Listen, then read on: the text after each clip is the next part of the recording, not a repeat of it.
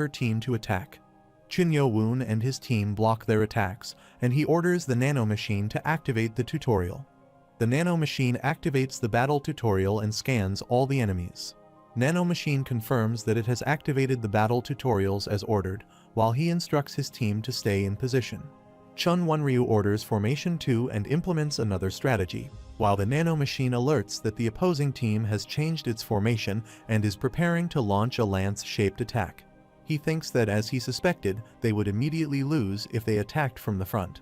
Quickly, he implements Formation 6, the straight-line formation, while her team adopts the diagonal formation. Lee Hwa questions why they are using a straight-line formation, calling it a stupid choice.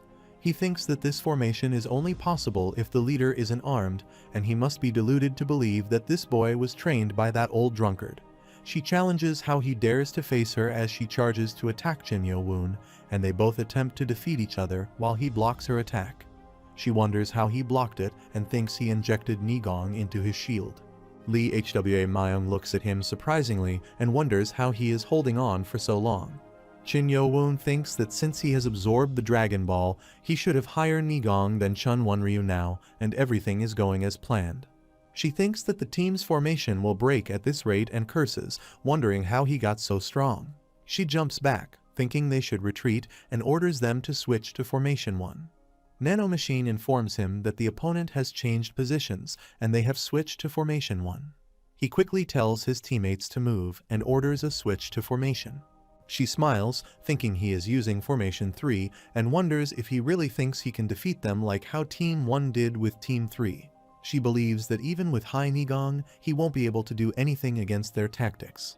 Wonryu employs Formation 6 because she thinks that with this tactic he has no hope. He won't be able to move freely because of his companions on the sides, thus his movements are limited.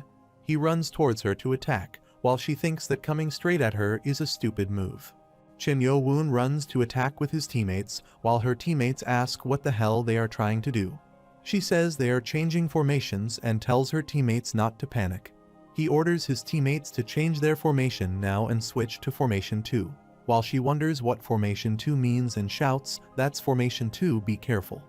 Her team members say they're being attacked from behind and even from the sides.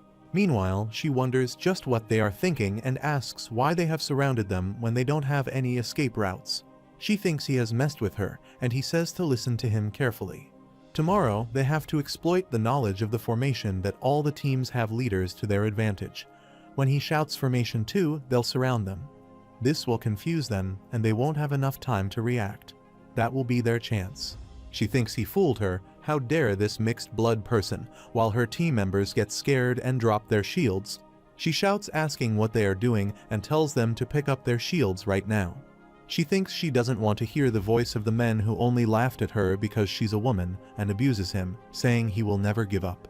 She attacks him with her full power and all skills, throwing his shield away. He also counterattacks with his skills, cutting her hand and leg. He continues to attack, cutting her hand, while everyone becomes shocked and she screams in pain, saying her hand hurts. A cadet comes to her and says to stay still. He'll stop the bleeding, while she cries that it hurts. Yeo-un looks at her and wonders if he has done the right thing. He thinks her goal is to block his blows and force him to surrender. She says she'll kill him, while he thinks that it seems he still has to train with the sword. Lee Hwa raises his hand and declares the battle finished, announcing Team 8 as the winner. Yeo-un says they did it, and it's all thanks to their new leader. Lee Hwa thinks this guy is not bad. Besides his high Nigong, he was able to use some really interesting techniques. He wonders if that drunkard really taught it to him, and in such a short time, he managed to master and use Nigong perfectly, not to mention his strategies. He thinks he underestimated him too much and regrets not being able to take him in as his pupil. Perhaps they're facing a genius of martial arts. Yeo-un's team members whisper that he used incredible tactics and ask if it wasn't amazing. Hyobong blushes with excitement and asks if they see him, their prince, thinking about how far he will go. Lee Hwa announces that the third battle is about to begin, instructs the teams to step forward, and tells them to start. They all move forward. Yeo-un thinks he never would have imagined he could avoid his attack, and even counterattack him, while Mukun thinks he played them and abused them. He thinks he kept his real potential a secret, observing the rascal's laughter and smile as he looks at Yeo-un. He sees his teammates and says that if they attack them directly, they will win easily. He says they will use Formation 6, while his team members ask if he is serious, as the opponents are heading towards them at full speed, and he asks if they are crazy. Beak-gi uses Formation 2 and orders them to hold positions. He laughs and says why are they using Formation 2? Do they want to die? While they run to attack them and stab Beak-gi. Members of Team 7 say they are being pushed back and instruct to suppress them all, saying not to let any of them stand back up. Chinmukium looks at Yeo-un and thinks he's next, cursing that it seems like he has made quite an annoying enemy. An announcement informs them of the results of the second test, round 3 between Team 6 and Team 7, with Team 6 winning. The scene shifts to Mado House's main hall, specifically the first floor academy owner's office, where Lee Hwa Myung sits with some cadets. Ho-jin Chang enters and hands him some documents, saying this is the list of the failed participants and their grades up to Team 5. He takes the documents and remarks there's a lot failed this time too. Ho-jin Chang asks if he is referring to the higher clans. Meanwhile, Lee Hwa Myung states that those without clans only aim to become guards of the high or middle class clans, so it doesn't matter. However, the heirs of the higher clans might feel wronged. He adds that they would have made it to the third round if it wasn't for the group test. Something like this wouldn't have happened if they had followed the same rules as in the old Demonic Academy guide. Ho-jin Chang says it can't be helped. If they don't reassign the failed participants' positions and duties reflecting their performance, the higher clans will protest against him. He replies that the higher clans will thrive with their own respective clans' martial arts, but it's unfortunate that the middle and lower clans lost their chance at obtaining the medicine ball and entering the precious library. He adds on another note that the ones who passed the second test must all be gathered at the precious library now. The scene shifts to Mado House's precious library, where Yeo-un arrives and looks at the building, remarking, "This is the precious library. It seems more grand than the main hall of the Mado House."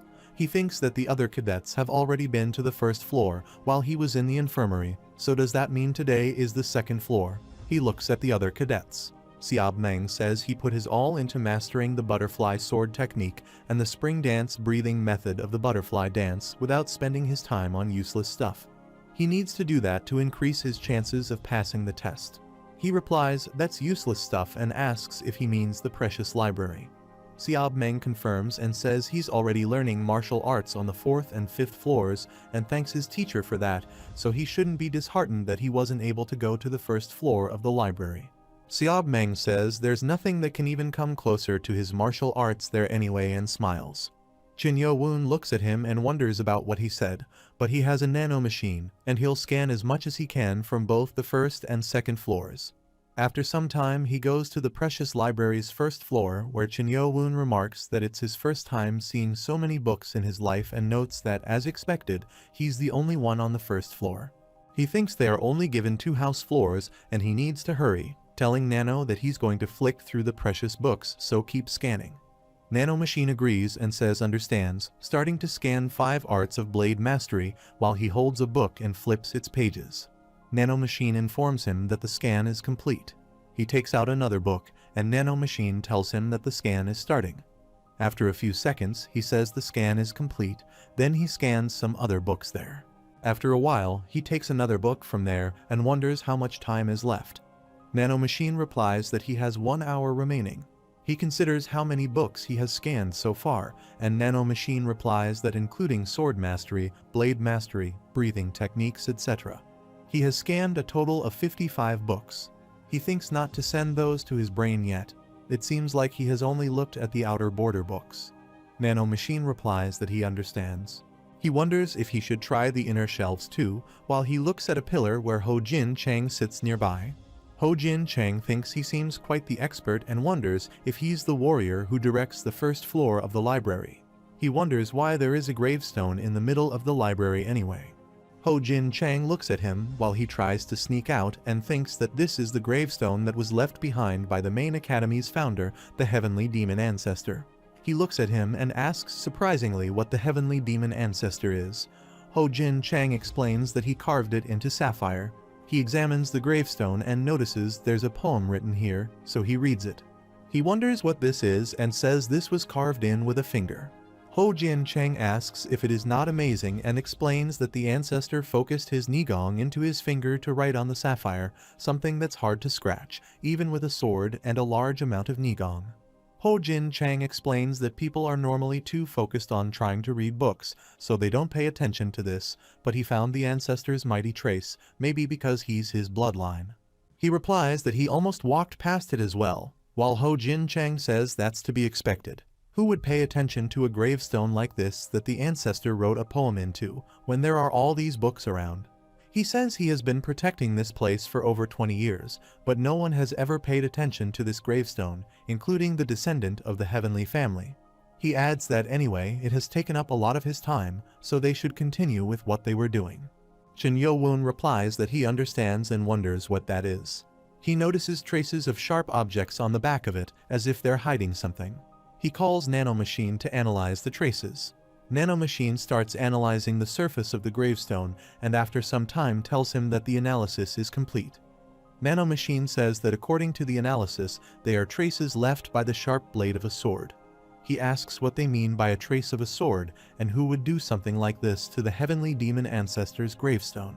Meanwhile, Nanomachine responds that according to the analysis of the depths of the traces, it can be seen that 2 people left these traces. He asks who those 2 people are and realizes he can't discern them by just looking at them like this. He instructs Nanomachine to show the sword traces to him in 3-dimensional augmented reality. Nanomachine replies, operating augmented reality in the user's vision, and he sees the traces. Observing the stark differences in strength and angle between each sword stroke, he realizes it's easy to overlook the fact that these traces were left by 2 people. He wonders if they tried to conceal the original scarring by layering it in a disorderly fashion on top. He asks if Nanomachine can differentiate between the 2 people's sword traces. He instructs Nanomachine to get rid of the sword traces, except for the original ones. Nanomachine confirms that it understood. He concludes that these weren't just normal sword traces, but rather a sword movement comprising untold formations. Shin Yeo-un acknowledges that he can't discern the nature of the movement solely from the current observation, indicating a gap in his understanding. He inquires with Nanomachine whether it can analyze these sword traces and simulate them as an augmented video. Nanomachine confirms this possibility, but mentions that knowing the hardness of the sapphire is necessary to analyze the person's strength. He queries about the concept of hardness and its function. Ho Jin Chang arrives and questions why he isn't reading books. Attempting to interject, Ho Jin Chang mentions observing the back of the stone, remarking on its chaotic state, and reflecting on the rumors surrounding the heavenly demon ancestor, leaving a sword technique of his epiphany there. He then seeks clarification on the heavenly demon ancestor's epiphany. Meanwhile, Ho Jin Chang speculates on the motives behind the damage to the back of the object, suggesting it might have been done to restrict access to the ancestor's epiphany. He gazes at Shin Yeo-un, pondering whether the traces are merely acts of vandalism. Ho Jin Chang announces his departure to make rounds, advising Shin Yeo-un to explore further before he leaves. He internally expresses relief at the supervisor's departure. Nanomachine responds that the hardness of the sapphire can be determined by placing hands on the surface. He complies and scans his hands, while Nanomachine reports the completion of the hardness investigation. The hardness of diamond, set as the standard with a value of 10, reveals that the sapphire has a hardness of 7. He contemplates the difficulty of the task and ponders who might have distorted the original sword traces with their own. Nanomachine explains that, based on the analysis of the stone's hardness, the sword traces are being simulated as an augmented video. Subsequently, a holographic figure materializes before him, prompting him to inquire about its identity. Nanomachine responds that it cannot engage in conversation. He questions whether the hologram just attacked him, to which Nanomachine clarifies that the sword trace simulation is commencing. The holographic figure begins practicing swordplay. Observing the movements, he wonders if they constitute a single movement, while Nanomachine explains that the analysis indicates all the formations are interconnected, constituting one movement according to his martial arts perspective. Surprised, he reflects on the complexity of the analysis, even comparing it to the intricate butterfly sword technique composed of 8 formations. He reflects on the complexity of the technique, acknowledging that it took him half a year to master a similar one, yet this surpasses it by far. He deems it impossible to negate this technique and expresses surprise at encountering such an opportunity on the first floor of the library despite having low expectations. Requesting Nanomachine to preserve the movement from earlier for later transfer, he receives confirmation from Nanomachine. Reflecting on how he could have easily overlooked this treasure due to the messy sword traces, he contemplates the identity of the perpetrator, considering them to be quite malevolent. Despite this, he realizes that he alone has gained access to this movement and perhaps should be grateful. Nanomachine reports that after cleaning up the traces, they have discovered 45 interconnected movements through analysis. He inquires about the findings, to which Nanomachine responds that 45 movements have been identified through analysis. He realizes that the traces were not meant to conceal the technique, but rather represent distinct sword movements. Considering this, he suggests simulating the sword movements sequentially as an augmented video. Nanomachine confirms understanding and initiates the simulation, displaying the first sword movement followed by the 2nd, 10th, 20th, 30th, and so forth. He observes the increasingly flawless execution of the movements. Nanomachine announces the completion of the augmented video simulation. He then asks Nanomachine if it can pit the initially saved sword movement against the 45th sword movement in a simulated battle through augmented video. Nanomachine confirms its feasibility and activates battle mode in the augmented video, initiating a duel between the two holograms. He observes them and realizes that it has been nullified, with the first movement appearing almost perfect except for one formation. He concludes that the intention wasn't just to erase the previous movements. Rather, the 45 sword traces represent the extensive effort to nullify the original movement. He summons Ho-Jin Chang and informs him that he has a question, asking if the sapphire gravestone is exclusive to the first floor. Ho-Jin Chang responds that he has only worked on the first floor, so he isn't certain, but he has heard that there's one on every floor. He decides to proceed to the second floor and instructs Nanomachine to prepare for their journey. The scene transitions to the second floor of the Motto House's prestigious library, where Yeo-un arrives.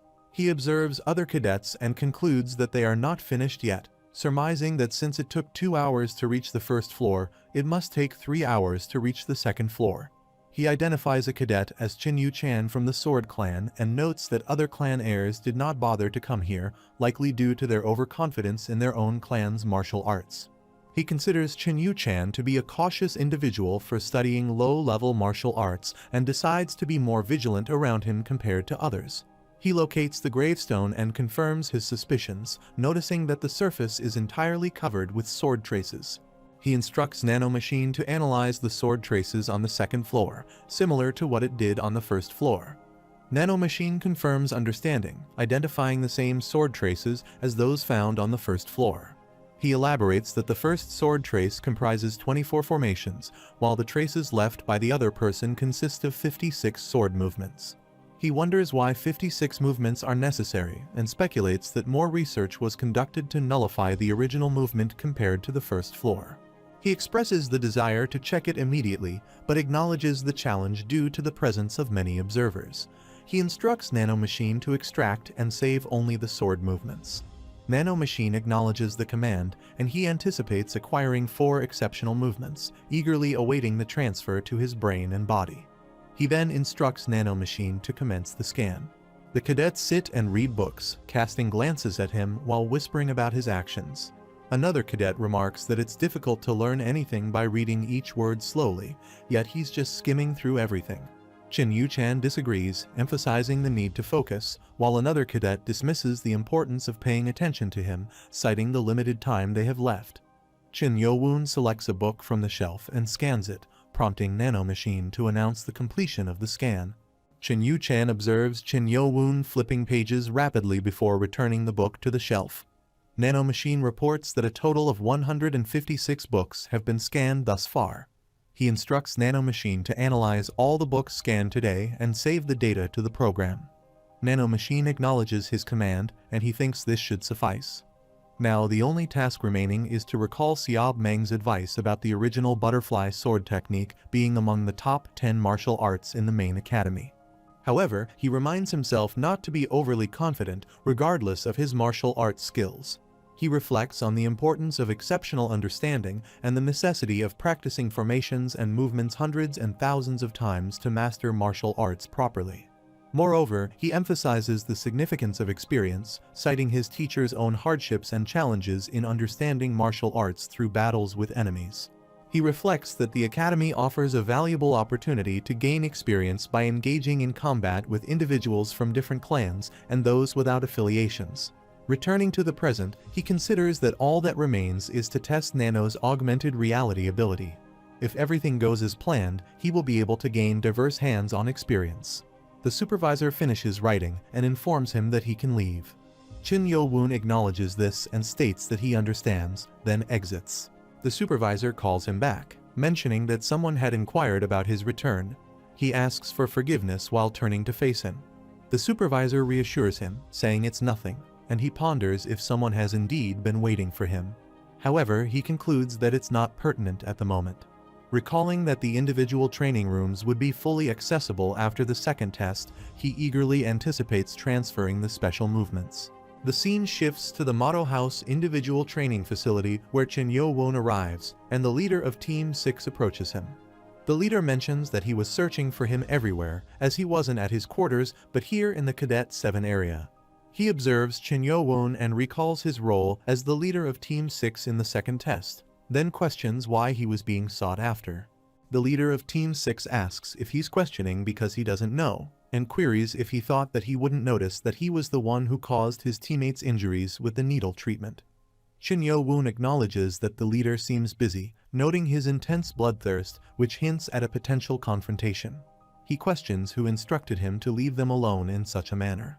The leader of Team 6 becomes enraged and prepares to fight, attributing the situation to someone specific.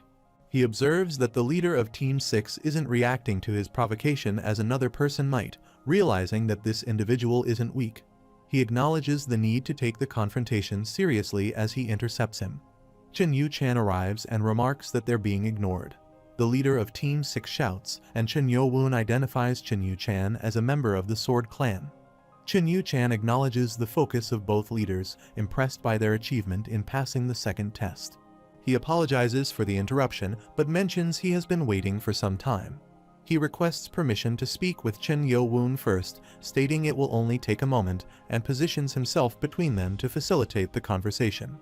The leader of Team 6 wonders why a clan heir is yielding to another cadet and questions what Chen-Yu-chan means by asking to speak with him first. He expresses frustration, urging Chen-Yu-chan to leave and stating he's been searching for Yeo-un all day, feeling increasingly irritated. Meanwhile, Chen-Yu-chan inquires, is that so? What should he do? He mentions he waited to see him. The leader of Team 6 thinks Chen-Yu-chan dares to look down on him. Chen-Yu-chan observes that he's quite feisty, and then considers something.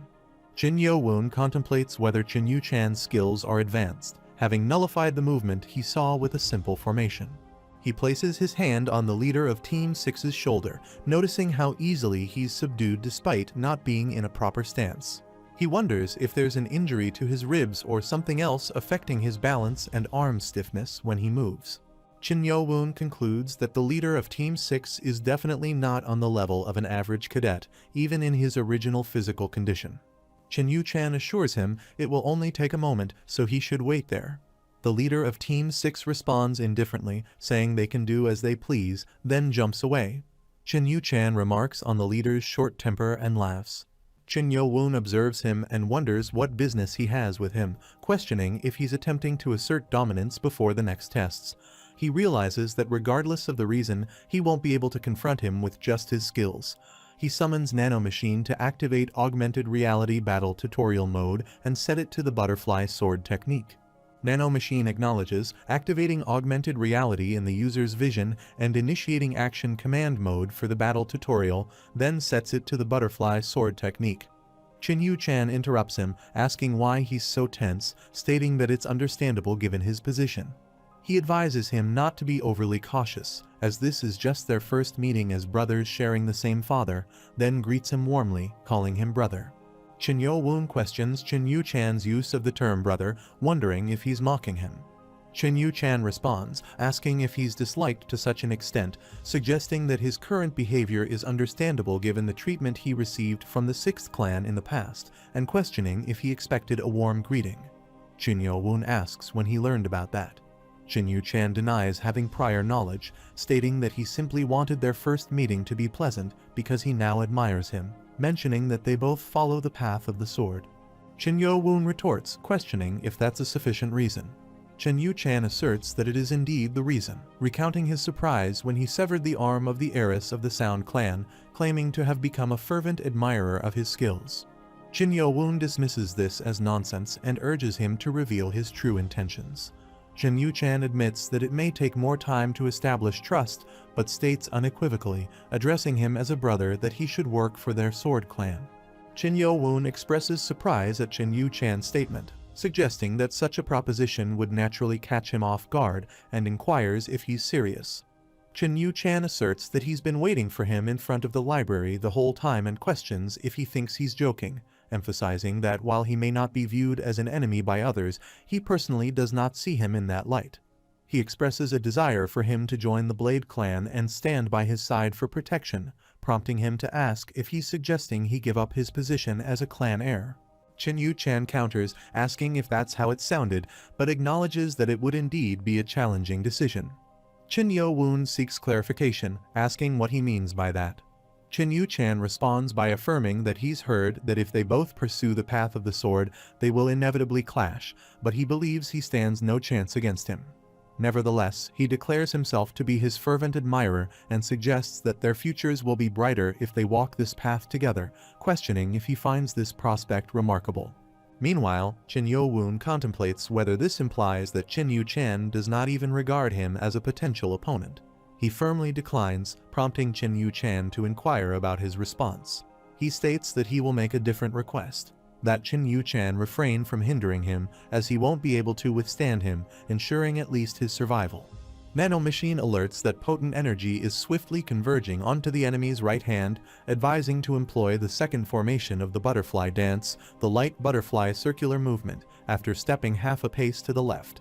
Chin Yeo-un considers this as the beginning and swiftly takes off running, prompting laughter from Chin Yu-chan. Nanomachine observes that the intense energy focused on the right hand is dispersing, suspending the opponent's intent to attack. Chin Yu-chan acknowledges that he felt a momentary anger, but upon further reflection, he found it amusing and admits that Chin Yeo-un not obstructing him is rather admirable. He thinks to himself that although Chin Yeo-un's mouth is smiling, it seems like a futile effort. Chin Yu-chan mentions they will cross paths again since they share the same journey. Nanomachine alerts that potent energy is being focused onto the enemy's right hand. Chin Yu-chan contemplates the intense energy, recognizing it as Blade Kai, but he believes he lacks the strength to pose a life-threatening threat. He reflects on Chin Yeo-un's ability to disperse Blade Kai with his bare hands, indicating his maturity, and recalls the rumors about him contending with Chin Mu-yeon from the Dark Clan for the clan heir position, suggesting they are on different levels. Meanwhile, Chin Yu-chan declares that he will meet Chin Yeo-un next time and departs. Chin Yeo-un curses inwardly, realizing he overestimated his abilities after defeating Chin Mu-keum and orchestrating Chin Won-ryo's expulsion from the academy. He reminds himself not to rush and understands that his goal is not merely to catch up to them, but to dominate over them. Reflecting on the recent encounter, he notes that he anticipated Chin Yu-chan's attack and planned to sever his right arm in one swift motion. However, Chin Yu-chan evaded his strike before he could even disperse the Blade Kai, distinguishing himself from others. The scene shifts to the Motto House individual training room, where Chin Yeo-un enters and inquires if it is indeed the individual training room. He observes the dimensions, noting that both the width and length are approximately 25 meters, forming a square shape. He deems the space not spacious enough for practicing formations while utilizing shadow steps.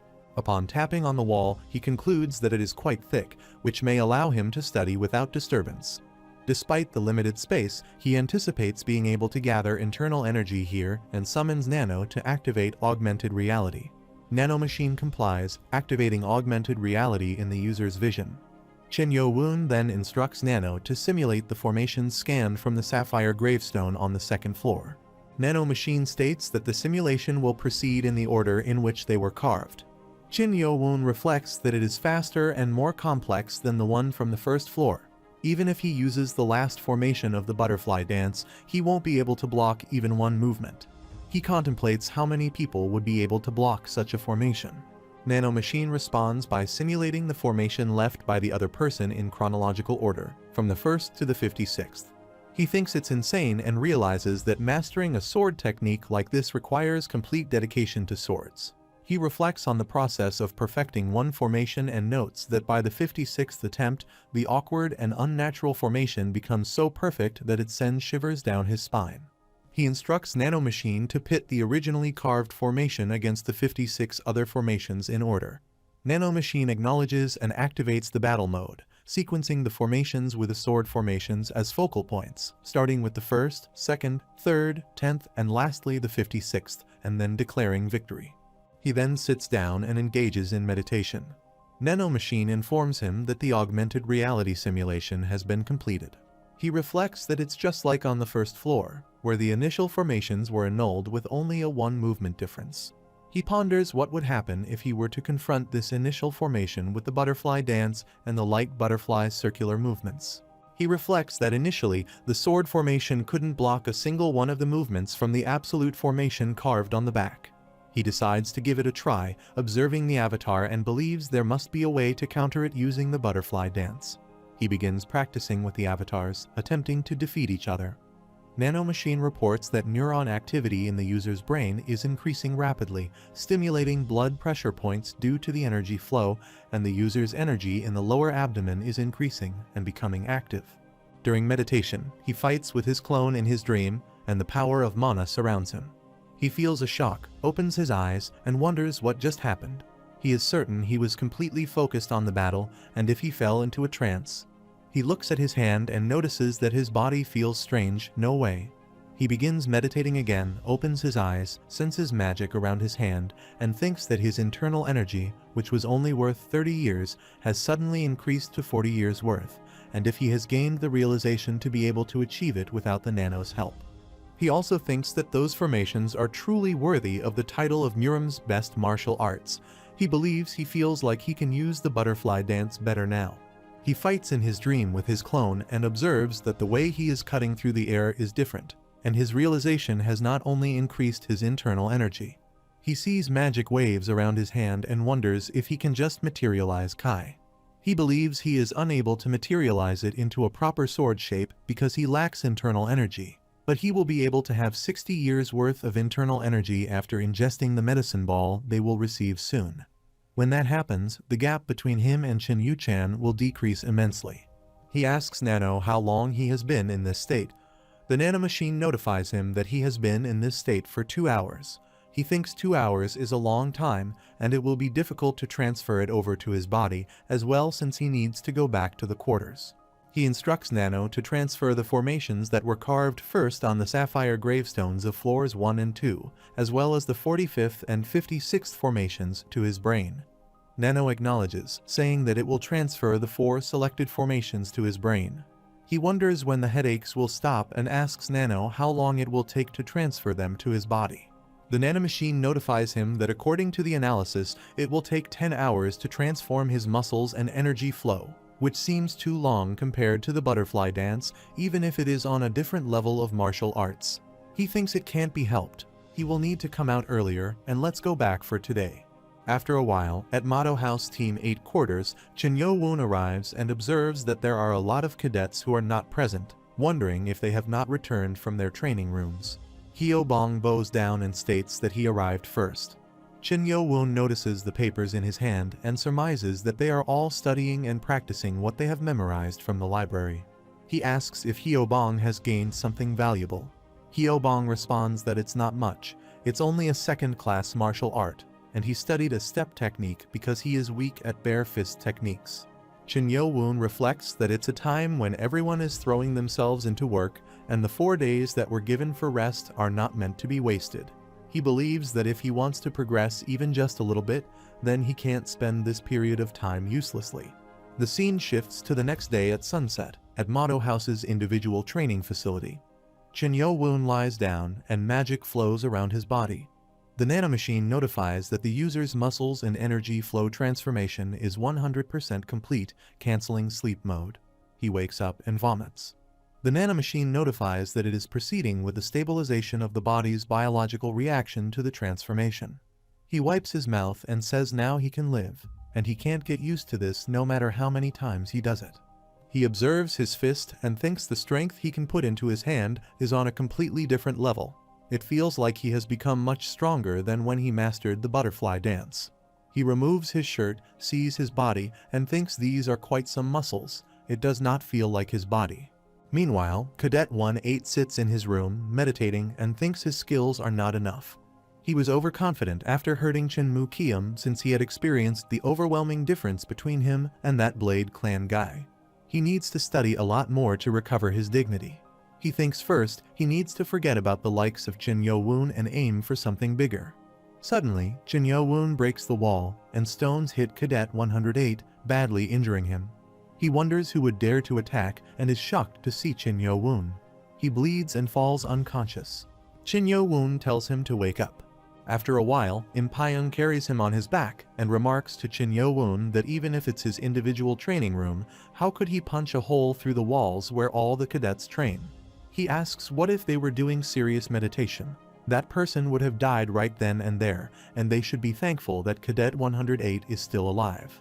He states that if not, then Jin Yeo-un would have been expelled from the academy, and this will be included in his report, so he should keep that in mind.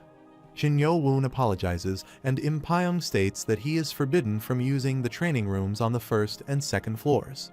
He may use the rooms in the basement, but if he breaks those as well, then he won't be allowed to use the individual training rooms ever again. Jin Yeo-un acknowledges that he understands, promises to be more careful, and leaves from there. Jin Yeo-un considers breaking through a wall made with stone hardened throughout the decades and wonders if it means his internal energy has exceeded its limit. He asks Nano why he has become so strong, as he never even thought that he could punch a hole through the training room wall. The nanomachine notifies him that it is because his master's muscles and energy flow have reached their maximums. His muscles and the energy flow in his body have been transformed to the utmost, to the point where he is able to leave traces on sapphire, which has high hardness, with his physical strength. He ponders this realization about his physical strength. He reflects that now that he thinks about it, the simulation data was created by analyzing the traces left on the gravestone without showing the actual movements. Is that why the focus was set on being able to leave traces on the sapphire stone instead of being able to carry out the formation perfectly, like with the dagger technique or the butterfly dance? He then wonders if the power he has now is his body's limit. The nanomachine notifies him that this is the result of altering his body slightly so that it does not affect his physical growth, in accordance with the data of his estimated growth. He contemplates if that means he can become stronger if he grows more than this. The nanomachine notifies that its limits for muscle and energy flow transformations will become higher than they are currently if its physique grows completely. He believes he should try harder to grow more if it's as it says. The nanomachine notifies that time is the answer, even though it cannot do much to make itself grow more, besides stimulating its growth plates. It believes this is more than enough for now. After a while, in the basement of the individual training facility, Jin Yeo-un considers that despite having decades worth of practice data on the movements transmitted to his brain, he still feels nervous since it will be his first time actually attempting the absolute technique that might be the heavenly demon ancestor's revelation. He exhales heavily and reflects, first, the absolute sword technique. He initiates practice with his avatar using the first movement of the absolute sword technique. He pauses, thinking, hold on, let's try this one more time. He once again employs the first movement of the absolute sword technique for practice and ponders. What is this? He wonders why the movement feels so unsatisfying. He then practices the 45th formation of the destructive sword technique and concludes, alright, the destructive sword technique was perfect both times, but then why does the absolute sword technique feel incomplete? He reflects that it was far from the harmonious movement he had seen in the augmented video, and requests Nano to compare the absolute movement extracted from the sapphire in the augmented video with the movement he just performed. The nanomachine notifies that augmented reality is being activated in the user's vision. He observes his vision while practicing and reflects that in the movement he performed, the moves are connected, but they seem unnatural, and he is even a beat slower in completing them and wonders why that is. He contemplates what the problem might be and considers if it is simply because it's a movement, and even if he does not have the right energy flow, it should not affect the movement. He inquires about energy flow and remarks that now that he thinks about it, even the last formation of the butterfly dance could not be performed properly without circulating the internal energy the right way, and that means he is missing the crux. He contemplates, feeling dejected, and wonders what kind of joke this is, leaving behind only the sword movement and omitting how to use the energy flow. He asks if he can create an augmented video of the front side of the stone on the first floor.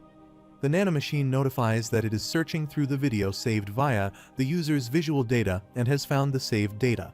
It will create an augmented video of just the front side of the stone. He reflects on how the mighty wind blows and the clouds fly high, remembering how, after spreading his name across the continent, he returned home, and ponders how he could not protect the four corners of his nation with the brave warriors he has gathered. He wonders if there might be a hint somewhere in here. The nanomachine notifies him that this ancient three-stanza poem is the founding poem of the Han Dynasty. He ponders the founding poem. The nanomachine notifies him that it was a poem written by Liu Bang when he returned from his victory over Xiang Yu. He realizes that it is not even a poem written by the heavenly demon ancestor and wonders if any words have been changed. The nanomachine notifies him that there are none. He instructs him to analyze the surface to see if there is even the tiniest clue. The nanomachine displays a screen and notifies that it understands. It will analyze the entire surface of the stone. After analyzing, it has found small holes under each character. He reflects that there really is something, but the number of dots is different per character and wonders what this means. He observes the small holes on the screen and considers the possibility that it's referring to blood pressure points. So 4 holes would mean 4 blood pressure points. He wonders what they would mean, but now that he thinks about it, if the first book was not scanned by Nano, he had Nano scan a book about blood pressure points, and that book had a number and a footnote for each blood pressure point. He reflects that the 4th blood pressure point would be the solar plexus point, and that's odd. The energy flow should start from the danshin located in the stomach point, but that would be 7 dots. He realizes that the character for Big has 3 strokes, so if they add the 4 dots, it becomes 7. Next, Wind has 9 strokes, and the dots below it are, and lastly, it's the 23rd blood point. He laughs and declares that's right, he figured out the hidden energy flow. He proudly states that he is a genius. After a while, Yeo-un finds himself on the ground and considers that he should quickly head to the individual training facility and try out the absolute technique using the proper energy flow. Cadet 200th Yumpa approaches him and introduces himself, stating that he is the 200th Cadet Yumpa. He asks if it's okay with him if he could request a duel with him. Yeo-un questions why he should agree, mentioning there is no reason for him to duel with a stranger when it's not even a test, and he doesn't want to waste his time. Yumpa acknowledges that he is right about that and admits he was only thinking about himself. He proposes that if he can beat him, he will give him a gift and intel on the 3rd test. After a while, they both stand on the ground. Yeo-un expresses his confusion, stating that he doesn't understand and asks what his reason is for acting so foolishly as to request a duel with information on the line. Yumpa responds that if he had to explain himself, he guesses it'd be to check the qualifications. Yeo asks about these qualifications. Yumpa replies that they might not be as impressive as the technique that young Master Chin used to cut off Wonryo's arm, but he proposes to demonstrate the technique that the Moon Energy Blade clan prides itself on. He challenges Yeo to come at him. Yumpa moves to attack, but Yeo moves aside. Yumpa misses and tries again to attack but fails to hit. Yeo thinks slowly and hits him, causing Yumpa to spit out blood from his mouth and fall away. Yeo observes him and thinks that he put too much strength into it. Yumpa lies on the ground, contemplating how he could lose so easily. After watching Yeo-un fight against Wonryo, he had anticipated they'd exchange at least a few dozen techniques, and he wondered if Yeo-un was hiding his skills. He acknowledges, amazing as expected of someone with heaven's lineage. He had thought Yeo-un would only have the skills of an advanced martial artist, and as promised, he had to give him the information. Yeo-un interrupts him and says, wait, tell him why he requested a duel. He adds that to win or lose, he should have nothing to gain. Yumpa responds that as expected, Yeo-un does not really trust him, and as he told him earlier, he simply wanted to check the qualifications. Yeo-un asks if he is talking about his qualifications. Yumpa confirms, but he is also talking about his own because this is for the 3rd test. Chin Yeo-un questions, what does this duel have to do with the third test? Yunpa mentions that there is a high chance that the third test will also be a group stage. He asks if the Academy did not hear him say that there would be no more group tests. Yunpa explains that's because it will be nothing like the second test. This test will place greater value on an individual's strength. He clarifies that the objective of the third test is to select high-ranked warriors, and only advanced martial artists who possess advanced martial arts and at least 30 years worth of internal energy can become high-ranked warriors. Chin Yeo-un notes that among the cadets that passed the second test, only about 20% can be considered advanced martial artists. So, in order to make up for the lack of internal energy, they'd have to take the Black Dragon Medicine Ball. Yunpa confirms that when the medicine balls are distributed, a large number of the cadets will suddenly achieve 30 years worth of internal energy, but there remains a bigger problem. He explains that it's advanced martial arts. If it's not, many cadets would fail since the second floor of the library only contains intermediate martial arts. He emphasizes that if the test is not testing the creation of advanced martial arts, there is only one answer. Yunpa reveals that in this test, they will also be given a secret book for advanced martial arts. Chin Yeo-un remarks that's not all, is it? Yunpa agrees, stating that if it was just that, the test would be too easy, and if the third test was simply learning martial arts, over 80% would pass. He adds that if what his father told him is correct, the secret book should contain the 7-demon sword technique, which is part of the sword demon sword formations, usable by all the high-ranked warriors of the cult. Chin Yeo-un inquires about the sword demon sword formations, noting that he has heard of them before. The scene shifts to a flashback. Jang explains that there are sword formations created by the greatest swordsman of his time, the sword demon. It was a martial art originally created to combat Sorum's 18 disciple formation and 108 disciple formation. Among them, the 7-demon sword technique is special, despite being only an advanced martial art. He washes his clothes and continues, saying that when 12 people use the technique together, it becomes the 12 sword formation. When 36 people use it, it turns into the 36 sword formation, and when 108 people use it, it becomes the 108 sword formation. He concludes that a plain advanced martial art becoming a terrifying sword formation isn't that amazing. The scene shifts back to the present. Chin Yeo-un reflects that even an advanced martial artist can beat an expert with the 12 sword formation, and a master with the 36 sword formation, while the 108 sword formation has the power to face off against even a grandmaster. Yunpa reveals that his father told him he had formed a 12-man group to learn the 7-demon sword technique. Chin Yeo-un inquires about the 12 people. Yunpa confirms, stating that it's because that's the principle behind the sword demon's sword formation. He explains that mastering the 7-demon sword technique is not enough by itself. Apparently, performing the sword demon's sword formation is quite difficult. It's to the point that unless one is an advanced martial artist, they can't even understand the formation. Chin Yeo-un asks if that is why he tried to test his skills through a duel.